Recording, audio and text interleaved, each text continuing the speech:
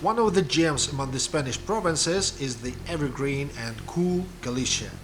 It's hard to imagine a land which is more romantic, even if there is a coast of death in its heart. The project between Two Iberias again travels over Spanish land.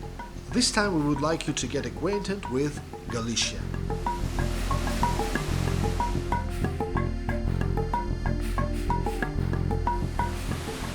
The first object on the Galician land that deserves admiration is La Playa de los Catedrales, or Cathedrales Beach, which is situated in 18 kilometers from the Asturian border.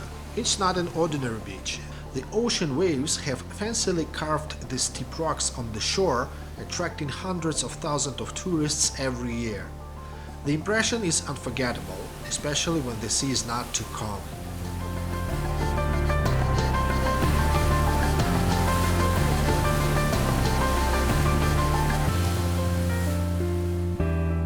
After the La Playa de los Catedrales, you might want to go back to Ribadeo on the border with Asturias to make an inland turn in direction of Lugo. This is one of the main Galician centers located far from the shore. That sends you a clear sign that Galicia is not only a sea land.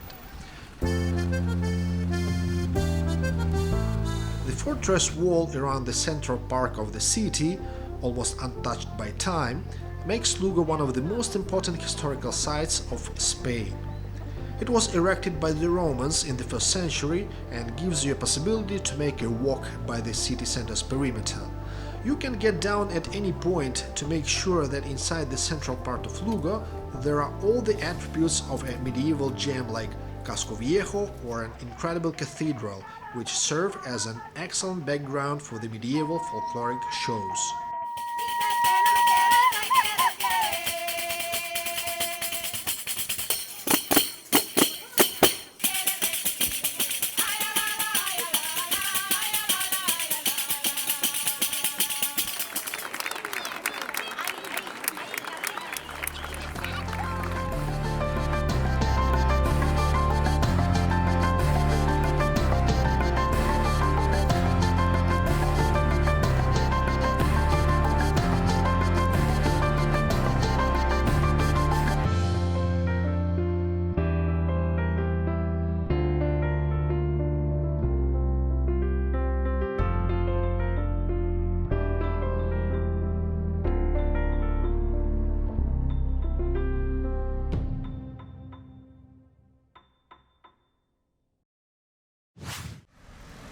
Not very far from Lugo, there is a small but cozy, as anything else in Galicia, town of Monforte de Lemos.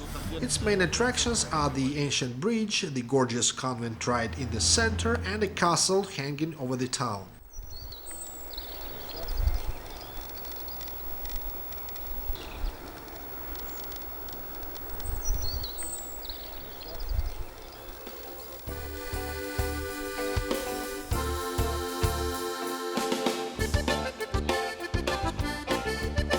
But for the experts of quality traveling, Monforte de Lemos first of all is the headquarters of one of the most advanced Galician wine appellations, Ribeira Sacra.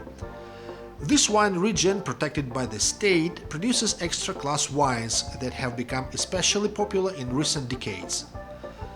The word Ribeira in its name stands for confluence of two rivers, Minho and Sil, on the steep slopes of which there lie the breathtaking terraces of vineyards. The height is mind-blowing, and the time has frozen here in deep antiquity.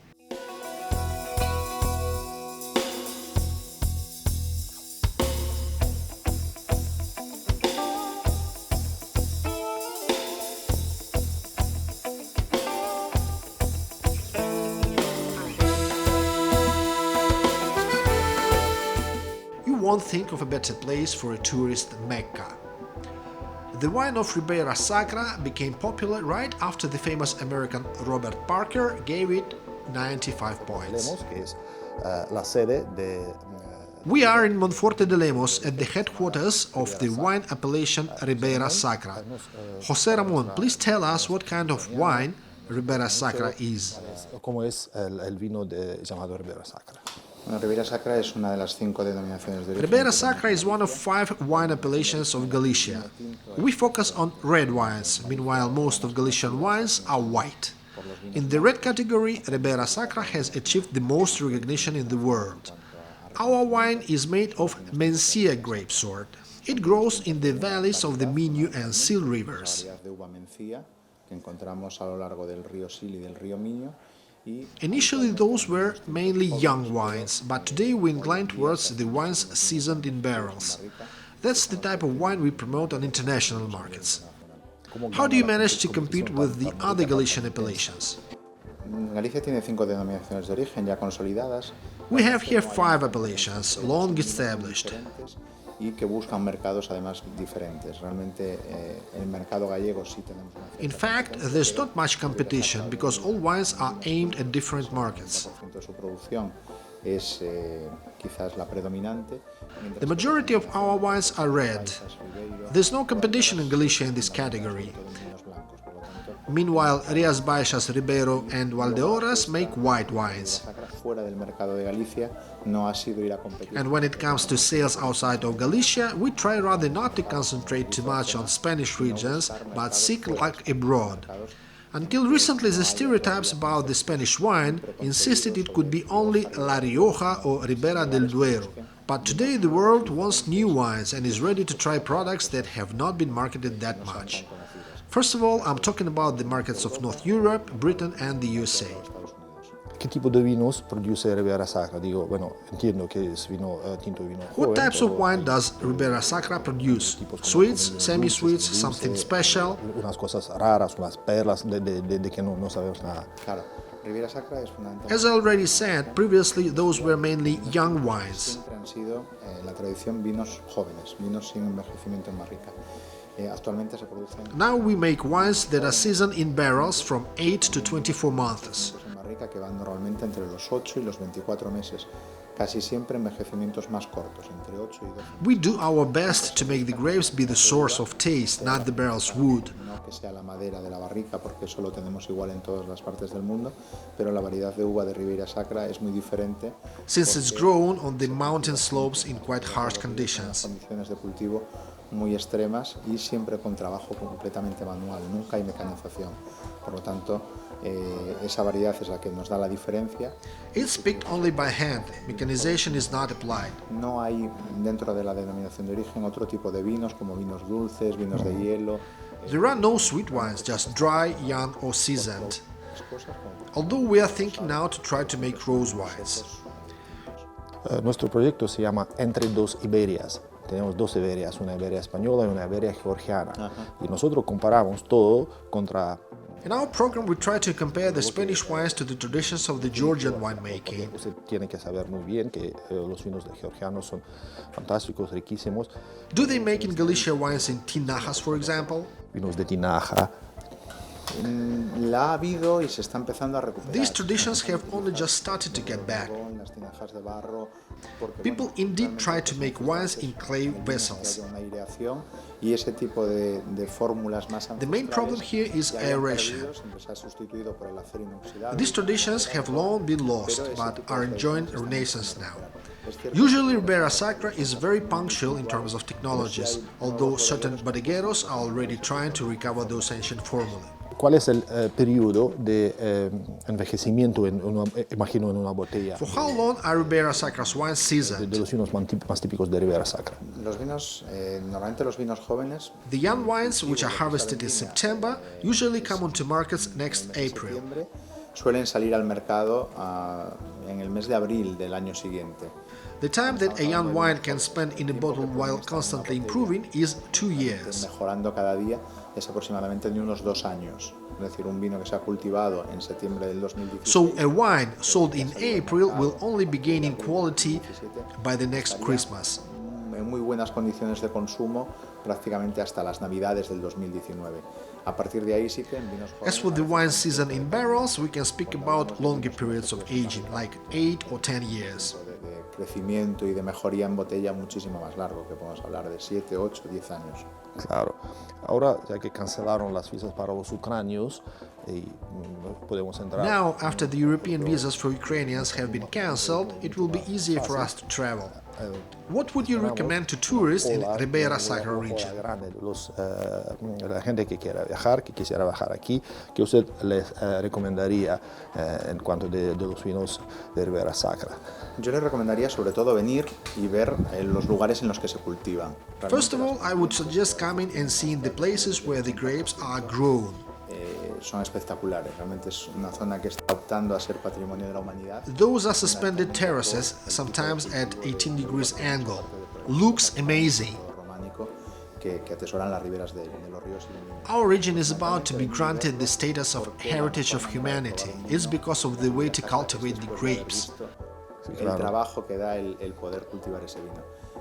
And also because of the deep Roman presence in the valleys of the Minho and Sil.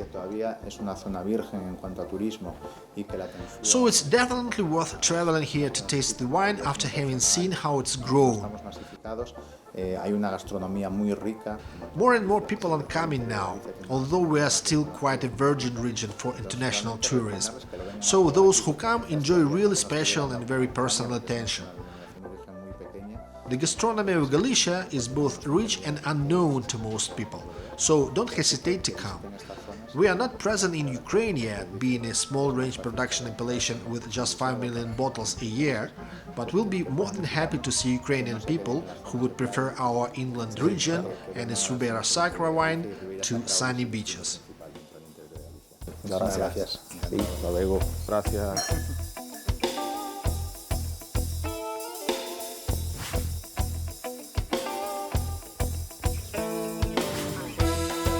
From Monforte de Lemos we take a passage to the unique inland Galician mountain country named Los Ancares. It's the place of a well-known to expert tourist village of Usebreiro. It's a museum under the sky with a stunning collection of authentic and very picturesque ancient Iberian houses known as paillosas.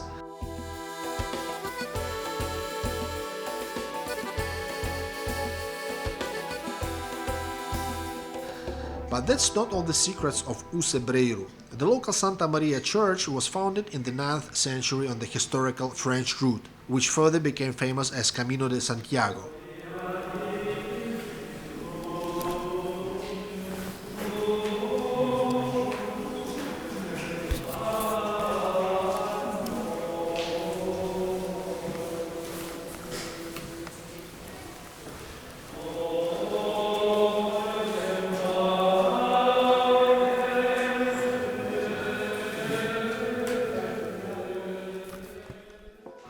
Besides, in Usebreiro they make unbelievable fresh cheese marketed as Castelo. It alone is a reason to come to this magic village.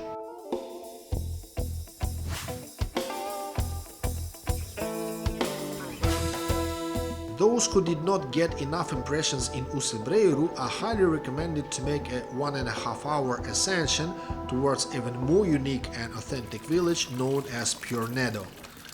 Another astonishing museum under the sky. Every local paillosa is also an incredible museum inside. Huge beams made of whole tremendous tree trunks certify the exclusive antiquity of the settlement. Such big trees are not heard of all over Galicia for several centuries already. The Iberian paillosas are witnesses of the Roman invasion, and their interior tells unbelievably detailed history of Galician Iberian population that used to live here 2 millennia ago. So, in Piornedo, the life froze somewhere between the BC and AD eras.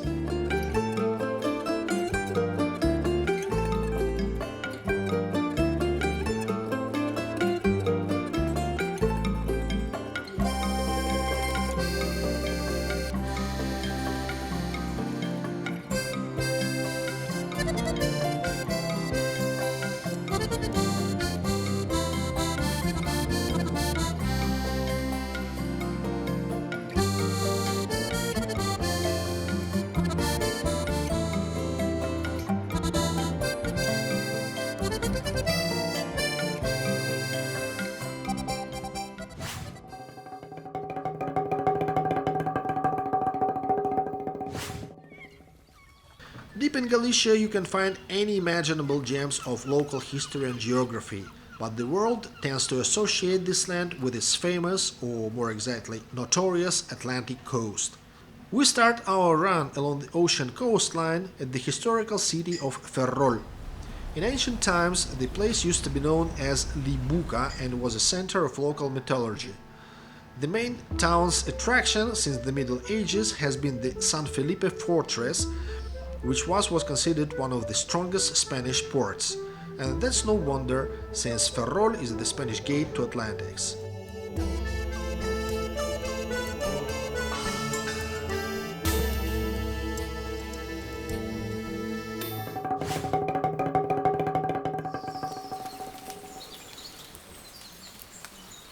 Going south towards A Coruña, you will inevitably get into one of the most charming places in Galicia, the magic forest Fragas do Eume. The forest name, as well as the name of a national park, which represents a vanishing type of Atlantic humid forest, means rocks of the Eume River.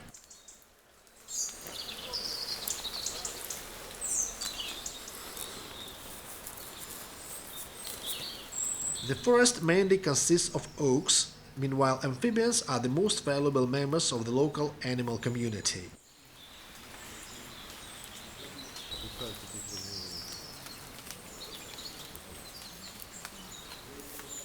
The global fame was brought to Fragas do Eume by the marvelous movie El Bosque Animado by José Luis Cuerda in 1987, where the forest practically stars as a main character.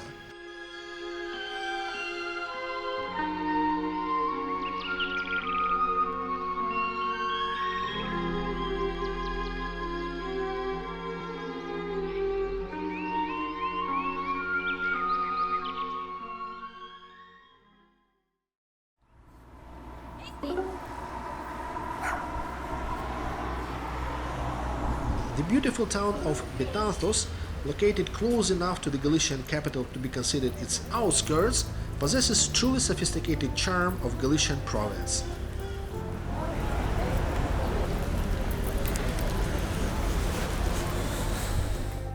It's funny to note that the origin of Betanzos' name should be looked for in the Basque dictionary, where the word means abundance. It's hard to know what Ivantsov is exactly. We decided to check if it's the gastronomic one. The local restaurant Casa Nova was chosen for degustation of the most emblematic Galician dish called empanada. Small baked pies with various stuffing are known under this name even in distant Argentina, where empanadas are a national dish. Meanwhile, in Galicia, where this dish originates from, empanada is a big pie. The classical recipe implies meat, but we decided to go for a tuna variety, given the closeness of Betanzos to the sea.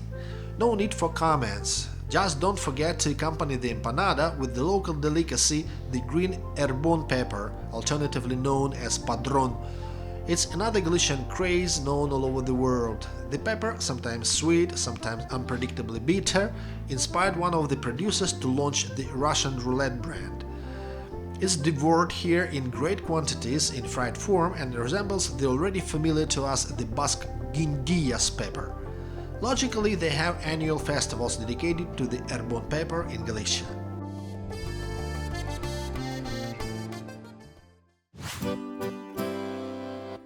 And finally, the legendary A Coruña, the most fantastic city of Galicia and one of the most attractive in Spain.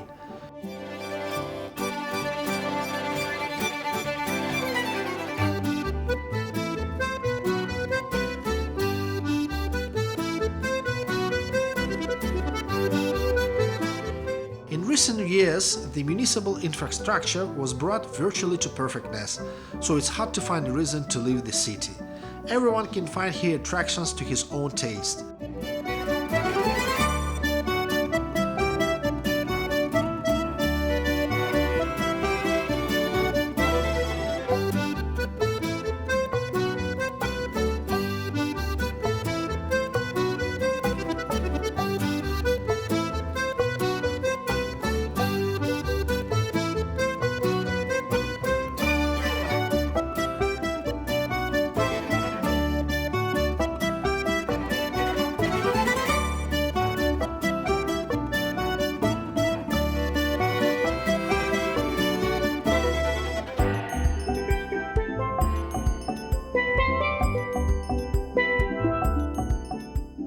monumental lighthouse, which is A Coruña's symbol, is located not far from the Enseada do Orsan Bay, bordered by an embankment of a fancy configuration that transforms into a beach.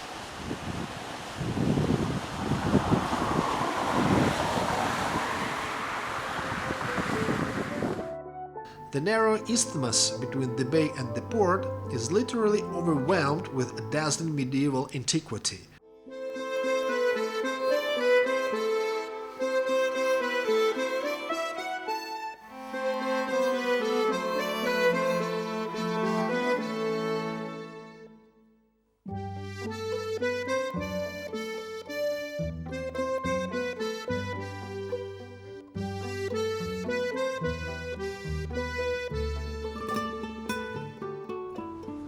The central part of the city is the Maria Pita Square, that performs the function of a Plaza Mayor in A Coruña and accommodates the city hall.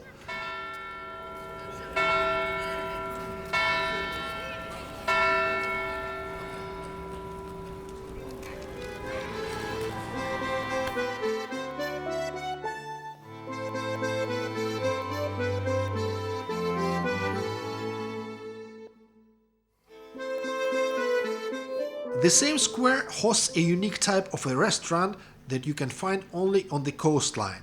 It's Pulpeira de Maria Pita, or an octopus house. This sea product is a visit card of both the city and the province, and should be flushed down exclusively with the pearl of Galician winemaking, Albariño from Rías Baixas. For example, Castro Baronia, the popular brand of this enigmatic white wine. Octopuses are, of course, a trademark dish of the Galician cuisine, although it can boast of much more than just this exquisite product. Let's check what the basket of the best products of Galicia consists of.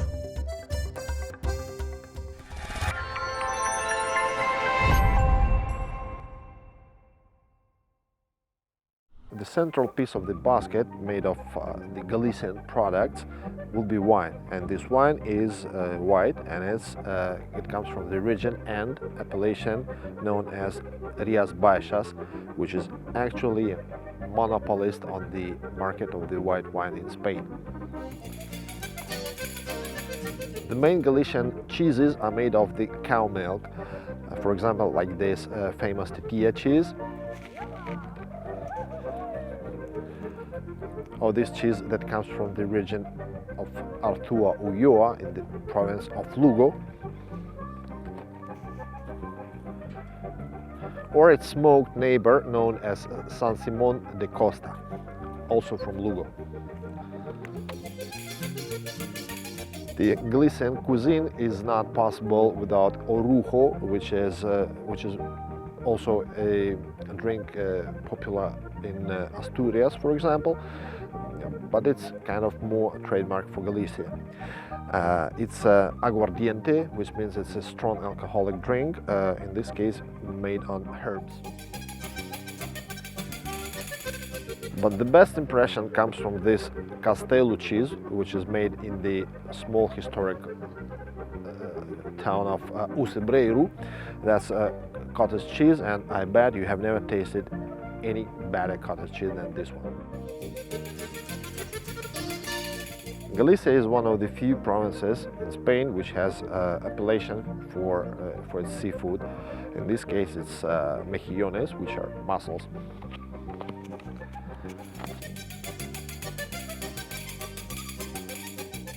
Pan de Cea, a historical bread from the town of Cea in the province of Orense. It has its own appellation, and the first mention goes to the 13th century, but it was the epoch of pilgrimage to Santiago de Compostela when this bread gained its most popularity and reputation. The secret is simple. It's very firm outside, which means it can be kept without storage for 2 weeks, and it's very delicious inside. An appellation bread. We know that fabas is an Asturian product, but Galicia has its own faba, which comes from the town of Lorenza, and is known for extremely high quality and naturally for its own appellation.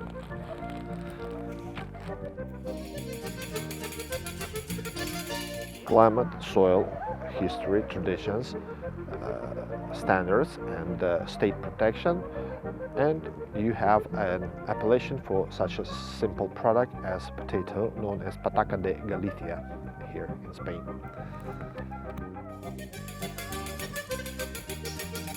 Grelos, an interesting product. In fact, it's turnip leaves picked right before the moment of blossoming. And now it's not the season, that's why what I keep in my hands is known as nabithas, also turnip leaves, but picked a little bit earlier. It's so popular in Galicia that it has its own appellation. Certainly we cannot do without local Galician honey.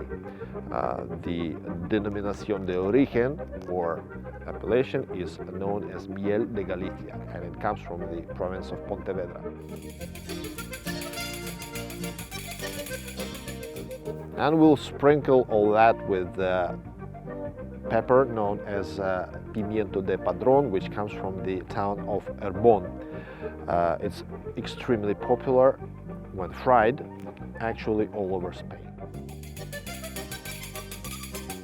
And percebes, a strange creature, seafood, which is extremely popular all over northern Spain. But first of all, here in Galicia. For dessert, it would definitely be the famous torta de Santiago, from Santiago de Compostela.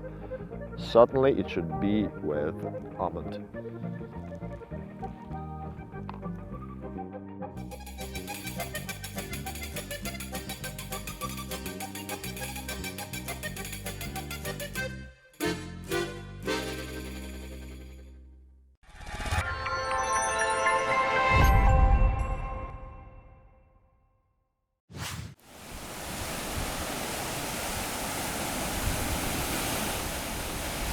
The Galician capital's location marked the eastern boundary of one of the gloomiest and altogether romantic regions on the planet, known as La Costa de la Muerte, or Coast of the Death. Unimaginable beauty of the cliffs has served as a background for great numbers of shipwrecks for millennia. The reason may be either in complexity of the coastline or combination of the sea flows. The Spaniards themselves called this phenomenon Mar Bravo, or Brave Sea. The Coast of the Death starts around a small town of Malpica and stretches for about 100 kilometers southwards.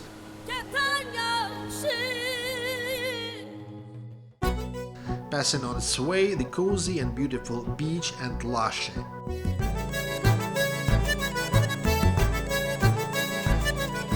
The center of the coast is probably the town of Muxia, where a deceptively tender and calm sunset sheds light on the sea that became a one big grave for thousands of the Galician sailors. The coast keeps taking lives even nowadays.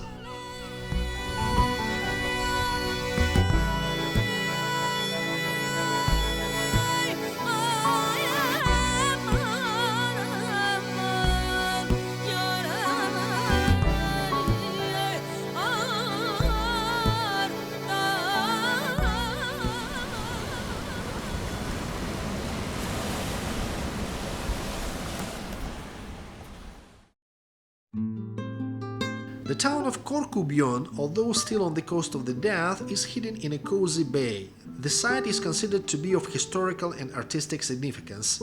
A picturesque and typically Galician settlement can boast of an impressive San Marcos church, founded in the 12th century, as well of witnessing the discharging of the Spanish Glorioso ship after the victory over the English fleet. But the main Corcubion's merit is the fact that it's the final point of Camino de Santiago before the Cape Fisterra.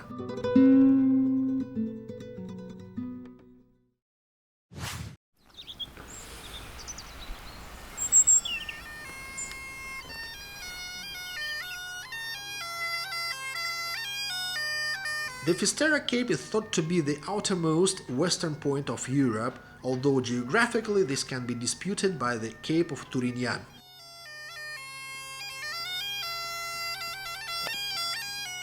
This is the final destination of the pilgrims who travel along the Camino de Santiago. In the Middle Ages, people who managed to reach the Cape used to burn the clothes there as a sign of purification. Today you still can see someone's boots left on the local rocks. The Faro de Festera lighthouse is the most significant construction of the kind along the coast.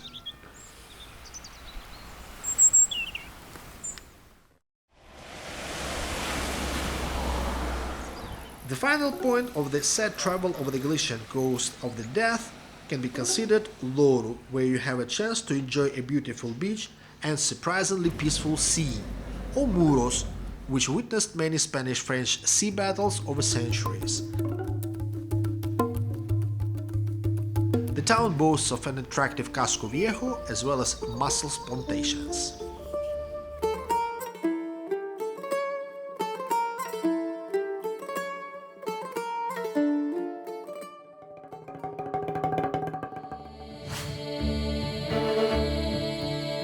Despite the enormous attractiveness of A Coruña, the magic antiquity of Lugo or magnetism of La Costa de la Muerte, no trip over Galician lands will be complete without Santiago de Compostela. It's this city that gave its name to the Camino de Santiago, the main Christian pilgrim route in the Middle Ages. Known also as the French route, it gathered pilgrims from all over Europe, made them pass the French Lourdes, then the beautiful provinces of northern Spain, eventually bringing to the Festera Cape as the route's final point.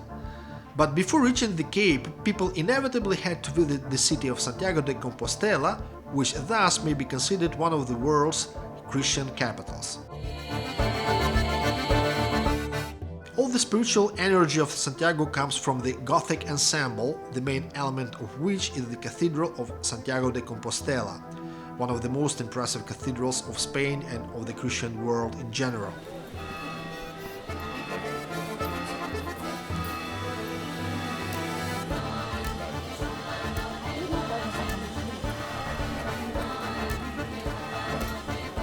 It was built at the place of an ancient Roman villa after the remains of Jacob the Apostle had been found in Galicia in the 9th century. The cathedral contributed to the city's fast development up to the status of Christian sanctuary. No matter what your religion is, you are obliged to pay a visit to this city, without which the Galician impression will not be complete.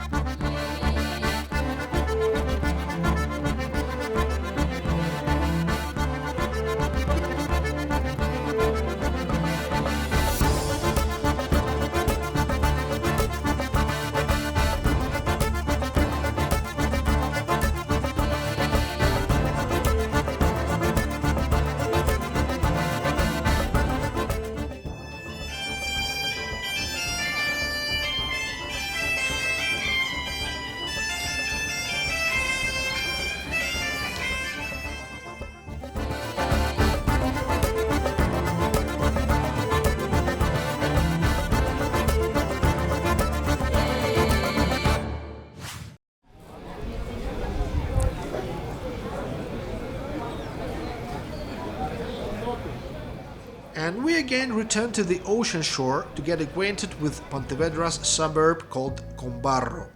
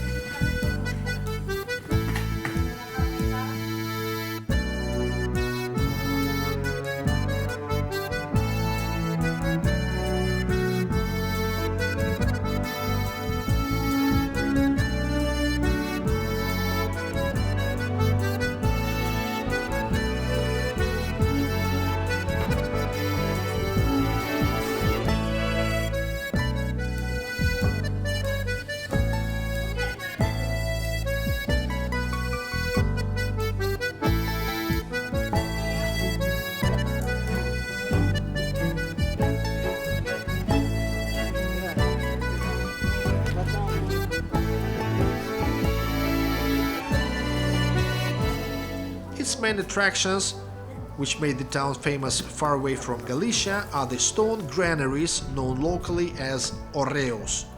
They are built on piles to make the grain inaccessible to rodents and are always crowned with a cross, which make people wrongly think that horreos are cult buildings.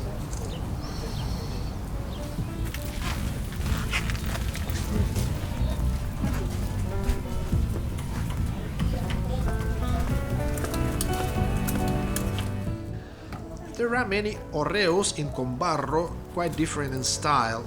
The most effectively look those facing the water, the local kind of embankment. During the ebbs, the uliginous bottom of the sea becomes revealed, making clear the town's etymology. In Spanish, barro means mud.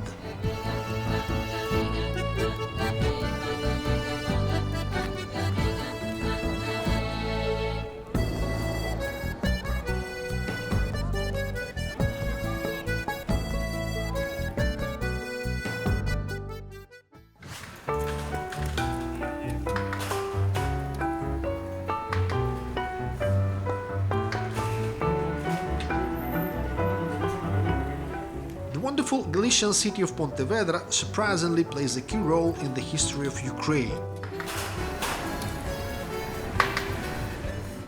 After the defeat in the Trojan War, the Teucri people, led by a person with the same name, Teucro, made a big voyage around Europe and found Pontevedra as their final destination. In the central part of the city you will still find a square that bears the name of Teucro.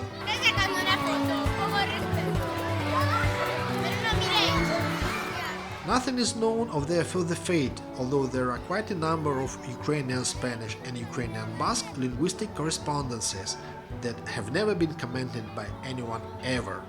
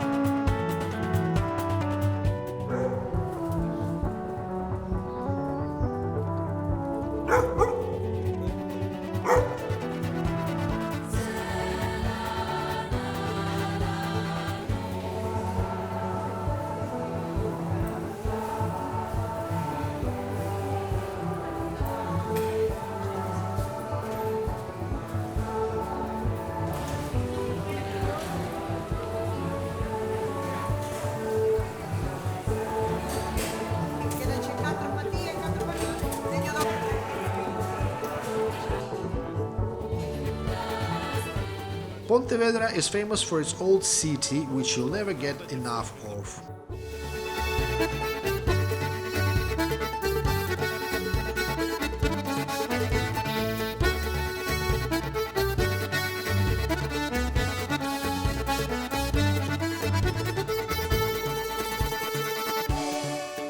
Pontevedra was the second city after Santiago to obtain the status of historical and artistic importance for a number of medieval monasteries and churches.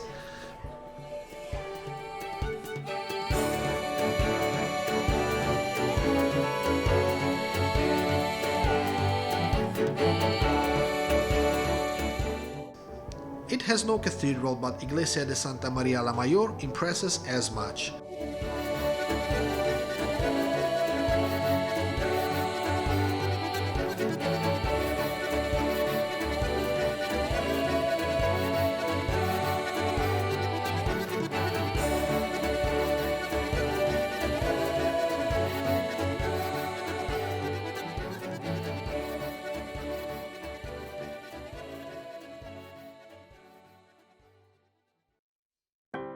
But we are interested in Pontevedra as in the headquarters of obviously the main Galician wine appellation known as Rías Baixas.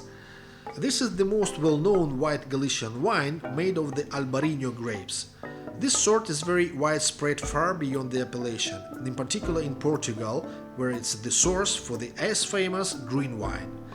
But nevertheless, the main association for Albariño should be Rías Baixas. Nosotros somos una denominación de origen joven, nacimos en el año 1988, estamos ubicadas. We are a young appellation registered in 1988 and located in northwestern Spain, more exactly in Galician region known as Rías Baixas. Que son Salnés, Condado, Rosal, Ribeira de y We have 5 production zones: Salnes, Condado de Té, Rosal, Ribeira de Ulla, and Sotomayor. Nuestra variedad reina, la que conoce todo el mundo, es el albariño. ¿Vale? Our wines are predominantly white, with the king of our grapes being Albariño. Con otras variedades también autóctonas. ¿Qué es lo que nos diferencia? Bueno, pues que The other our species are autochthonous too. Our appellation stands out for the Albariño being a purely local sort. These wines are white dry, with fruit and flower fragrances. intensamente afrutados. Son vinos también que nosotros decimos vinos atlánticos porque a diferencia. We also call our wines Atlantic because the proximity to the ocean influences the production greatly. Vinos. Entonces tú llegas aquí y te encuentras pues eso, una zona de producción donde abunda el verde y abunda el minifundio. ¿Qué son minifundios? Our second peculiarity are minifundios. Grandes extensiones y hectáreas de terreno. Hay muchas pequeñas parcelas que pertenecen a familias. Small wineries among which the winemaking in our region is split. Small spaces available for grapes growing make the minifundios so specific. Los trabajos que se hacen en viñedo y lo que es la vendimia se hace a mano. Eso al final también se traduce lógicamente en la calidad del producto.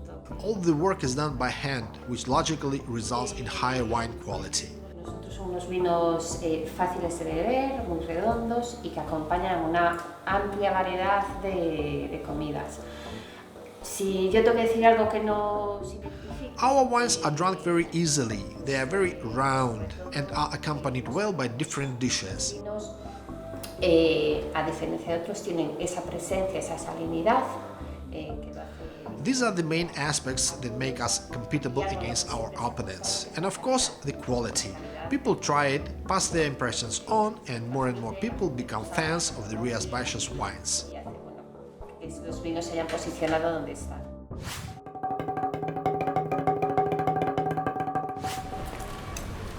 Vigo deserves a special mention as probably the most romantic of the Galician cities.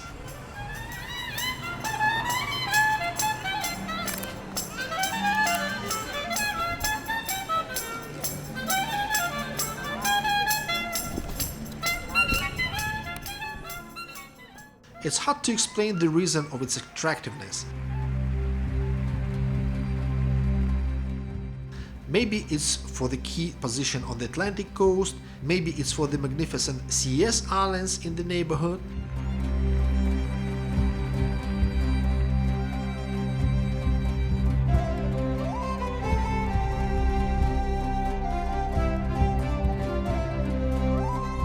Maybe it's because Vigo is home to such outstanding Galician musicians as Carlos Núñez. Carlos is a master of gaita, ancient Iberian bagpipes.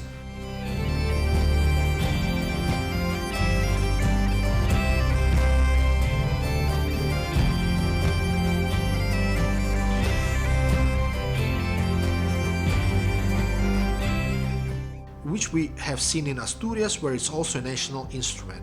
Carlos was the first to bring gaita onto the highest international level. He constantly gives concerts all over the world and records at medieval buildings that provide authenticity of atmosphere and sound volume. Carlos builds bridges between Bretagne, Ireland, and other centers of Celtic culture.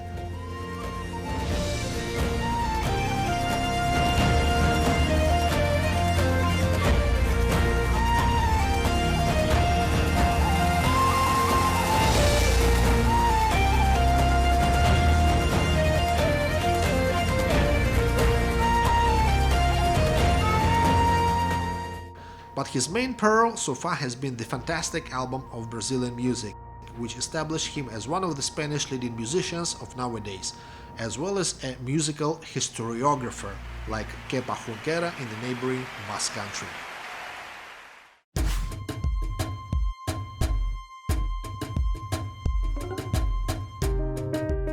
From Vigo, we again turn inland to meet the last Galician province of Orense. The city center bewitches with its cathedral on St. Martin's Square. Meanwhile, the outskirts of Orense are known for their various products of the highest quality that used to be fed to the pilgrims on Camino de Santiago. For example, the famous pan de Thea, bread from the small town of Thea.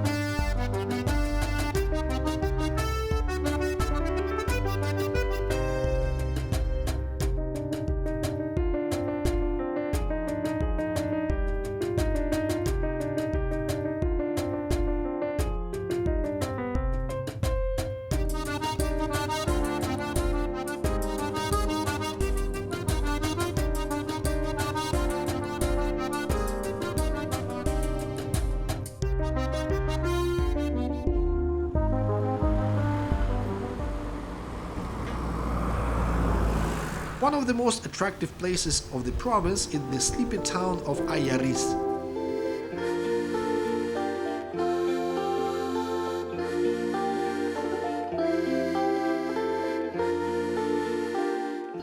The medieval houses combine here with already known to us hórreos, as well as with beautiful park.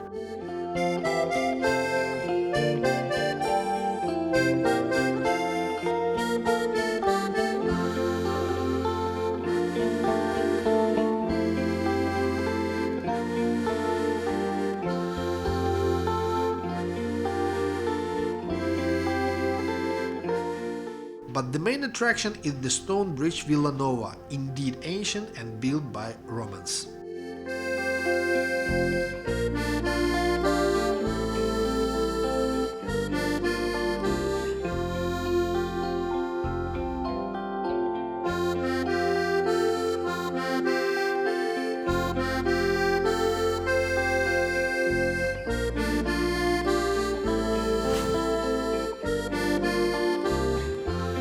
The final point of the Galician trip is the most tremendous. It's the Santa Tecla Mount on the very border with Portugal in the town of Guarda. On its top there is a unique ensemble of the ancient Iberian houses.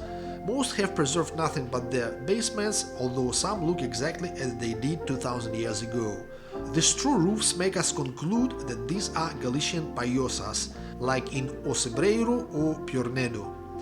The settlement is dated of the very beginning of the new era, but the most stunning is that exactly the same houses can be found in the opposite part of the world, in the jungles of the Peruvian province of Chachapoyas, exactly where the inexplicably white Indians have been spotted, but that's a subject of a different story.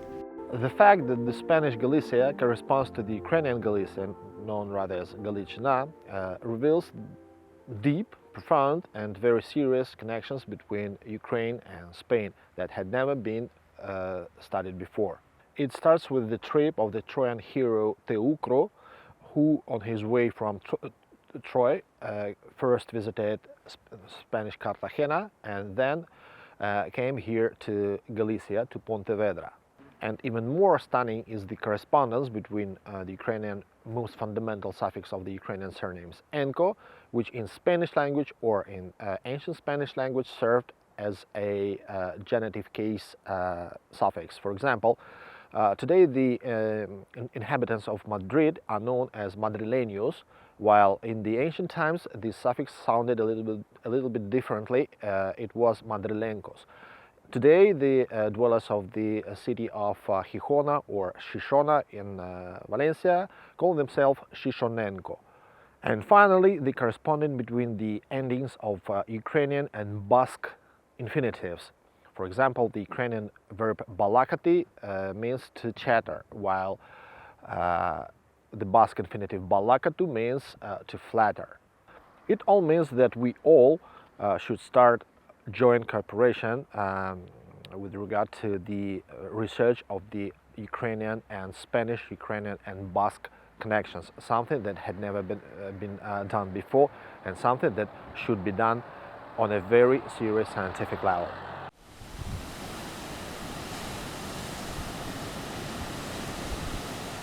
That was the account of our trip over Galicia. The next stop will be already in Portugal.